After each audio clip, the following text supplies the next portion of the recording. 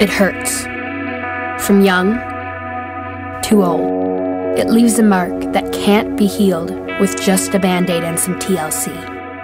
It's being harassed every day for being something that you are not, for not being able to do things that other people your age and gender excel at, for being different, to be called things like faggot, priss, gay, the list goes on, to be yelled and laughed at because you can't pass a football, because you prefer the stage to the field, to be asked about your sexuality on the first day of school by people whose names you don't even know, to be categorized as a girl when all you want is to be one of the guys.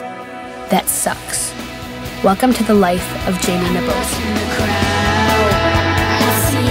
I'm drifting, I'm yelling so loud, but you just won't listen. Lost in the crowd, no one is helping. Jamie Nabozny grew up in Ashland, Wisconsin, a small town located on the shore of Lake Superior. By the time Jamie was in middle school, he found himself the target of physical violence and degrading acts by classmates.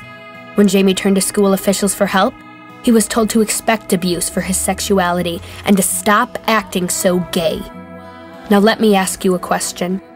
If you were told by a school official to stop being who you were, to take on the persona of someone else so that you were treated better, how would you respond? In Jamie's case, he said nothing. But what he was feeling on the inside was a completely different story. As the attacks continued and school staff looked on with indifference, Jamie lost hope and moved to Minneapolis. Free at last from much of the verbal and physical violence that had dominated his young life, he realized that he was not alone.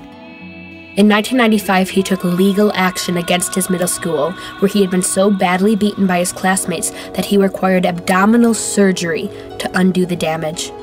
His first attempt at legal action was unsuccessful, until he caught the attention of Lambda Legal, a civil rights-oriented law firm.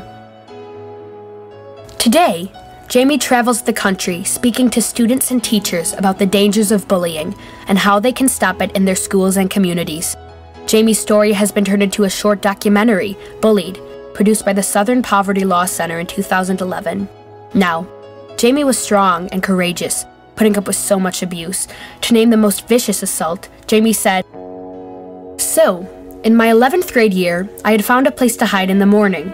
Some kids found me, and I was sitting cross-legged on the floor, and one of them kicked the books out of my hands and said, 'Get up and fight, faggot.' And when I went to pick the books up, he started to kick me, and he continued to kick me and kick me. I had to be taken to the hospital. I had to have emergency abdominal surgery for internal bruising and bleeding. My spleen had ruptured, and I had a tear in my stomach. Unfortunately, not all bullied victims have been as lucky as Jamie. Suicide is the third leading cause of death among young people, resulting in about 4,400 deaths per year.